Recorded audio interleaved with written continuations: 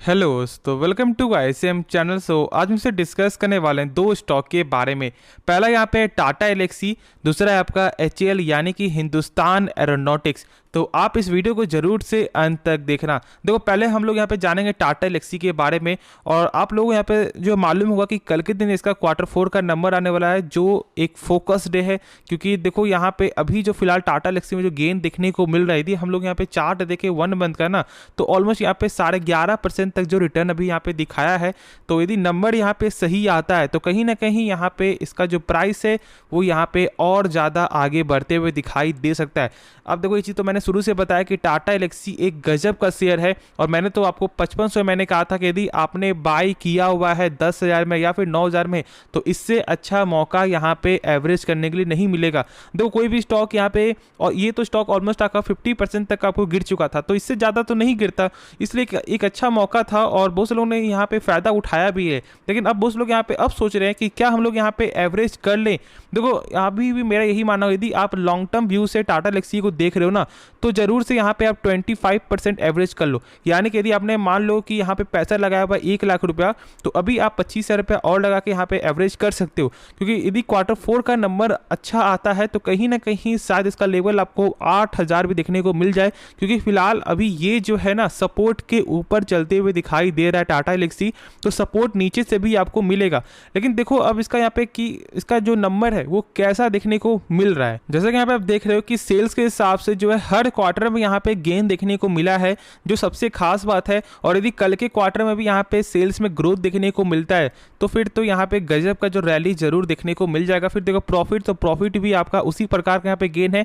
लेकिन हाँ यहाँ पे क्वार्टर अप्स एंड डाउन होता है, और ये कॉमन है। क्योंकि मैंने बताया हुआ है कि हमेशा चेक करो ईयर ईयर, क्योंकि यदि आपका ईयर ऑन ईयर यदि सही है ना तो फिर आपको ज़्यादा प्रेशर नहीं मिलता, ठीक है। लेकिन यदि आपका क्वार्टर में क्या होता है कि कभी ज़्यादा सेल हो जाता है तो कभी थोड़ा कम सेल होता है, तो इसलिए क्वार्टर चेक के जो है सिंपल वे में करो, ना कि ऐसे कि नहीं कंपनी खराब हो गई यदि नंबर कम आए, तो ऐसा बिल्कुल भी नहीं है। अब देखो कुछ कंपनी का खास जो यहाँ पे है, कंपनी का डेप्ट यहाँ पे जो ना के बराबर देखने को मिलता है। यहाँ पे कितना है आपका 0.11। अब देखो मैंने चीज बताया हुआ है ना कि यदि ये 1 से कम है ना, उसके बाद भी आप लोग चेक करो यहाँ पे इंटरेस्ट कवरेज रेशियो। अब ये क्या होता है, देखो इसका मतलब है यदि कंपनी 100 रुपया कर्ज ले रहा है तो इसके बदले कंपनी का सेल कितना हो रहा है, तो यहाँ पे आप कितना है आपका 60 टाइम, यानी कि यहाँ पे सेल आपका हो रहा है कंपनी का 6,000 रुपया। तो आप एक बार खुद से सोचो कि यदि कंपनी भविष्य में जो है, ठीक है, कर्ज लेता है तो क्या यहाँ पे क्या उनका डूबने का चांस है क्या? ऐसा तो नहीं कि कंपनी का सेल्स नहीं हो रहा है, तो सेल्स बहुत ज़्यादा हो रहा है, क्योंकि ऑलमोस्ट यहाँ पे 60 टाइम है, 6,000 यहाँ पे सेल हो रहा है और कर्ज यहाँ पे 100 रुपया है। तो क्या कुछ भी यहाँ पे दिक्कत हो सकता है क्या भविष्य में? बिल्कुल भी नहीं, क्योंकि सेल्स ज़्यादा है। तो बस यही एक जो आपका छोटा पैरामीटर जो है ना बहुत कुछ आपको यहाँ पे बता देता है कंपनी के बारे में। अब देखो यहाँ पे ROC 47% का है, यानी कि जो कंपनी अपने ऊपर जो 100 रुपया लगा रहा है वही 100 रुपया कंपनी का 1 साल बाद यहाँ पे बन जाता है 147 रुपया, जो एक गजब का नंबर है। क्योंकि मैंने एक चीज़ और है कि आपको बताया है कि ROC हो या फिर आपका ROE दोनों ही 12% के ऊपर होना चाहिए, और यहाँ पे तो आपका 3x टाइम से जो ज़्यादा देखने को मिलता है। तो यहाँ पे आपका ओवरऑल कंपनी का सेल्स भी अच्छा है, प्रॉफिट भी अच्छा है, साथ साथ कुछ बेसिक फंडामेंटल भी गजब का देखने को मिलता है। अब देखो यहाँ पे टोटल एसेट कंपनी का तो वो भी यहाँ पे लगातार गेन हो रहा है। अब यहाँ पे कैश फ्लो कंपनी का मार्च 2022 के साथ थोड़ा सा यहाँ पे कमी देखने को मिलता है। अभी कैश फ्लो का मतलब क्या होता है, देखो कैश फ्लो यहाँ पे 3 तरह का होता है। जो अभी हम लोग बात करेंगे ना वो यहाँ पे है कैश फ्रॉम ऑपरेटिंग एक्टिविटी, यानी कि जो कंपनी सामान बेच रही है क्या उसका पैसा जो है रिटर्न आ रहा है या फिर नहीं आ रहा है उनके बैंक अकाउंट में। तो इसके हिसाब से थोड़ा यहाँ पे कमी है, लेकिन ओवरऑल यहाँ पे सही नंबर है, दिक्कत वाली कोई भी बात नहीं है। लेकिन जो 2 और है, यानी कि आपका इन्वेस्टिंग और फाइनेंसिंग, इसका मतलब क्या होता है? इसका मतलब सिंपल में जानो कि जहाँ पे कंपनी ने जो इन्वेस्ट किया हुआ है क्या उससे कुछ पैसा आ रहा है, तो यहाँ पे निगेटिव है। और ऐसा होता है जैसे कि मान लो आपने ही स्टॉक में इन्वेस्ट किया है तो शायद बहुत सारे कम लोगों का यहाँ पे प्रॉफिट चल रहा होगा, बहुत से लोग यहाँ पे लॉस हो रहे हैं, लेकिन ऐसा तो नहीं है कि आज लॉस है तो यहाँ पे कल प्रॉफिट नहीं होगा, कल तो प्रॉफिट हो सकता है ना। तो बस इसी चीज़ से आपको यहाँ पे समझना है। तो ये चेक मत करो, मेन चेक करो कि जो सामान बिक रहा है क्या उसका पैसा रिटर्न आ रहा है या नहीं आ रहा है। अब वरना नहीं तो डायरेक्ट यहाँ पे चेक करो कि नेट कैश फ्लो यहाँ पे कंपनी का पॉजिटिव है या फिर नहीं, ये भी आपको बता देता है। अब देखो यहाँ पे शेयर होल्डिंग पैटर्न, तो फिलहाल यदि चेक करोगे तो प्रमोटर स्टेक यहाँ पे सेम दिखने को मिलता है। और फिर देखो यहाँ पे आप FIS का, देखो ये लेटेस्ट है, ठीक है, मार्च 2023 का है। अब देखो यहाँ पे आपका FIS का तो थोड़ा सा यहाँ पे कम होते हुए दिखाई दिया 0.04%, लेकिन यहाँ पे देखो आपका म्यूचुअल फंड ने स्टेक बढ़ाया है 3.43% से बढ़कर आपको चुका है 3.5 0.54%। ये चीज़ को भी आपको यहाँ पे समझना है। तो होप इसके बारे में सही से समझ में आ गया होगा।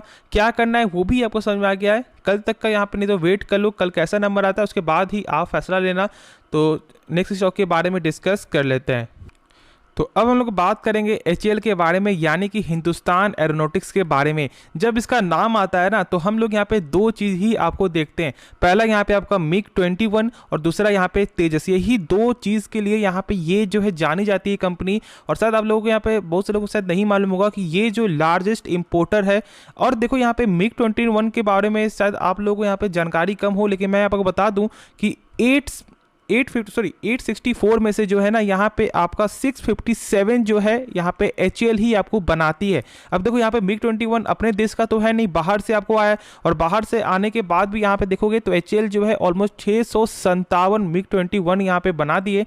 लेकिन अभी यहाँ पे MiG-21 जो है ना क्या हो रहा है, लगातार आपको अपग्रेड करते हुए दिखाई दे रहे हैं। हम लोग यहाँ पे अपग्रेड करते हुए हमेशा यहाँ पे फोकस में, क्योंकि वो एक सही जो है एयरक्राफ्ट तो है, लेकिन उसे अपग्रेड करना हमारे डिफेंस सेक्टर के लिए बहुत ज़्यादा यहाँ पे ज़रूरी है। और इसलिए हम लोग यहाँ पे अभी क्या फोकस कर रहे हैं, आपको LCA यानी कि लाइट कॉम्बैट एयरक्राफ्ट। और इसलिए तेजस जो है अब यहाँ पे लगातार फेमस होते हुए दिखाई दे रहा है। और साथ साथ बाहर के देशों से भी ऑर्डर यहाँ पे आपको देखने को मिल रहा है तेजस का। तो ये तो गर्व वाली बात है ही। और साथ साथ जो है स्टॉक का प्राइस भी आपको लगातार गेन होते हुए दिखाई दे रहा है। जहां पर इस स्टॉक का जो प्राइस था आपका 2000 ऑलमोस्ट यहाँ पे 1800-1900, अभी देख लो यहाँ पे फिलहाल आपका 3100 पे चलते हुए स्टॉक दिखाई दे रहा है। और यहाँ OFS से भी कोई असर यहाँ पे देखने को नहीं मिला है। तो ये जो है आपको क्या संकेत बता रहा है कि कहीं ना कहीं डिफेंस सेक्टर जो है एक आने वाले समय में एक बड़ा सेक्टर बनते हुए दिखाई देगा।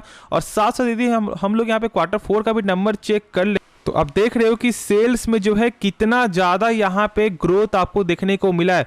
जहाँ पर लगातार 3-4 क्वार्टर से यहाँ पे 3600, 5100, 5600 ऐसे करोड़ का यहाँ पे जो सेल्स हो रहा था ना, वो अब एक बार डायरेक्ट ही आपका 12,495 करोड़ का सेल है। हाँ, एक चीज़ आपको जरूर यहाँ पे समझना है कि 3 सेक्टर है, जैसे कि आपका केमिकल, दूसरा आपका मेटल और थर्ड आपका डिफेंस। ये तीनों सेक्टर में क्या होता है ना, अप्स एंड डाउन दिखने को मिलेगा सेल्स में। ऐसा नहीं है कि अब ये 12,000 है तो अब यहाँ पे नेक्स्ट क्वार्टर में इसके थोड़ा आपको यहाँ आपका गेन होगा। बहुत कम चांस है, शायद गेन हो जाए, नहीं तो इससे कम भी आ सकता है। तो ये एक ऐसा सेक्टर है जहाँ पे अप्स एंड डाउन होता है, तो कोई ज़्यादा दिक्कत वाली बात नहीं है। लेकिन समझना आपको ये है ना कि क्या अभी बाई करना यहाँ पे सही रहेगा। देखो, बाई आप लॉन्ग टर्म के लिए भी करोगे ना तो यहाँ पे 10% से ज़्यादा पैसा अभी मत लगाना। मेरे हिसाब से यही आपको करना चाहिए, क्योंकि जो मैंने लेवल बताया था आपका 2900 कुछ में, उस समय मैंने कहा था कि आप बाई करो, इसका लेवल आराम से यहाँ पे 3200 तो जाते हुए दिखाई देगा। और बहुत लगा प्रॉफिट बुकिंग भी किया है। तो इसलिए आपको फिलहाल शॉर्ट टर्म के लिए भी वेट करना चाहिए, बाकी लॉन्ग टर्म के लिए भी यहाँ पे आप 10% से ज़्यादा पैसा मत लगाना। अब देखो, शॉर्ट टर्म के लिए ना यहाँ पे मैं आपको वेट करने की सलाह क्यों दे रहा हूँ, क्योंकि ये फिलहाल अपने जो यहाँ जो इसका लेवल जो आपका होता है रेजिस्टेंस का ना, उसके फिलहाल ऊपर स्टॉक जाते हुए दिखाई दिया है। तो नहीं तो यहाँ से ब्रेकआउट कुछ दिन यहाँ पे आपको सस्टेन करता है 3200 के ऊपर ना, तो कहीं ना कहीं इसका लेवल और ज़्यादा आगे जाते हुए दिखाई देगा, क्योंकि ये इसके बाद आपको बोनस मिलेगा। तो यदि आप बोनस लेने की यदि आप चाह में हो ना, तो फिर जरूर से इसको आप बाई कर सकते हो, लेकिन स्टॉप लॉस आपको मेंटेन जरूर से रखना पड़ेगा, ये कंपलसरी है। बाकी लॉन्ग टर्म के लिए 10% करके स्टॉक को बाई करो, गजब का कंपनी है। यदि आप कुछ फंडामेंटल भी चेक करोगे तो यहाँ पे देख रहे हो कि ROC यहाँ पे 30% का है, यानी कि जो कंपनी 100 रुपये अपने ऊपर लगा रहा है वही 100 रुपये कंपनी का बन जा रहा है एक साल बाद 130 रुपया, क्योंकि 30% का यहाँ पे ग्रोथ है। और मैंने बताया हुआ है कि आपका किसी भी कंपनी का ROC हो या फिर आपका यहाँ पे ROE दोनों ही 12% के ऊपर होना चाहिए। दोनों ही यहाँ पे 12% से ऊपर देखने को मिलता है। डेप्ट यहाँ पे 0 है, तो यहाँ पे इंटरेस्ट कवरेज यदि चेक करोगे तो यहाँ पे 113 टाइम है, यानी कि यदि कंपनी 100 रुपये कर्ज लेता तो यहाँ पे कंपनी का सेल कितना हो रहा है आपका 113 ऐसे लिख दो, फिर यहाँ पे आप 00 लिख दो, यानी कि 11,300 यहाँ पे रुपया सेल हो रहा है। तो आप खुद से सोचो कि यदि कंपनी 100 रुपया कर्ज लेगा और जब सेल है वो 11,000 हो रहा है, तो क्या कंपनी कर्ज में क्या डूब सकता है? बिल्कुल भी नहीं। अब देखो ऐसा क्यों, क्योंकि एक सरकारी कंपनी और सारा जिम्मा यहाँ पे सरकार का ही है, तो इसलिए यहाँ पे ऐसा जो है देखने को आपको मिल रहा है। अब देखो यहाँ पे हम लोग चेक करते हैं इसका शेयर होल्डिंग पैटर्न क्या देखने को मिलता है। तो यहाँ पे आपका प्रमोटर का जो स्टेक है वो यहाँ पे कम हुआ है, जानते हो कि क्योंकि यहाँ पे OFS के कारण। फिर देखो यहाँ पे आपको FIS का ना, तो यहाँ पे स्टेक जो है क्या गेन होते हुए दिखाई दे रहा है, 7.14% से आपका हो चुका है 9.07%, और कहीं ना कहीं यही जो है गेन का वजह है। फिर देखो यहाँ पे आपका DIS, तो यहाँ भी गेन हो रहा है और इसलिए लोग अब यहाँ पे फोकस कर रहे हैं। लेकिन हम लोग यहाँ पे ट्रैप हो जाते हैं कब, जब एक स्टॉक का हाई प्राइस चलता है। हम लोग शुरू से बाई नहीं करते हैं, हम लोग थोड़ा वेट करते रहते हैं, यार थोड़ा प्राइस और ज़्यादा डाउन जाएगा तो हम लोग बाई करेंगे।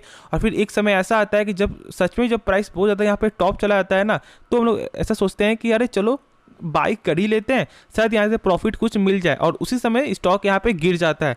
तो ऐसे ट्रैप में आपको नहीं फंसना है, इसलिए आप 10-10% करके स्टॉक को बाई करो फॉर द लॉन्ग टर्म के लिए, यदि आप इस स्टॉक को फोकस कर रहे हो तो होप ये वीडियो पसंद आया होगा। यदि आपको इस वीडियो में कुछ भी सीखने को मिला, इस चैनल को आप सब्सक्राइब कर सकते हो और इस वीडियो को लाइक करना। तो चलो फिर मिलते हैं नेक्स्ट वीडियो में, तो तब तक के लिए धन्यवाद।